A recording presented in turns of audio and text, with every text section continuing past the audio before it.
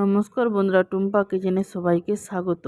আজকে আমি তোমাদের করে দেখাবো পাউরুটির পকোড়া। একটা পাত্র নিয়েছি, দুটো পেঁয়াজকে কেটে রেখেছিলাম, দিয়ে দিলাম।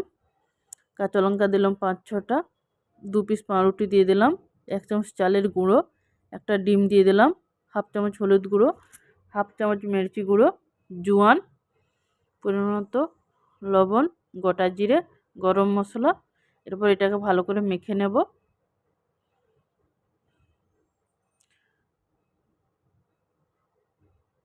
মাখা হয়ে গেছে, কড়াইতে তেল গরম হয়ে গেছে, একটা একটা করে দিয়ে দেবো। ভিডিওটা যদি ভালো লাগে প্রথম থেকে শেষ পর্যন্ত দেখার জন্য আপনাদেরকে অনুরোধ রইল। সব রকমের পকোড়া করে খেয়েছেন, একবার পাউরুটির পকোড়া করে খাবেন 1 পিস ডিম দিয়ে, আশা করি আপনাদের ভালো লাগবে।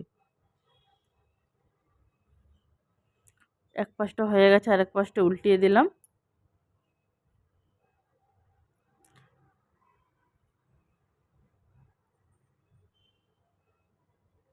ভাজা হয়ে গেছে, এরপর তুলে নেব। এভাবে সবকটা পকোড়া ভেজে নেব। ভিডিওটা যদি ভালো লাগে লাইক, কমেন্ট, শেয়ার, সাবস্ক্রাইব করে দেবেন আমার চ্যানেলে নতুন হলে।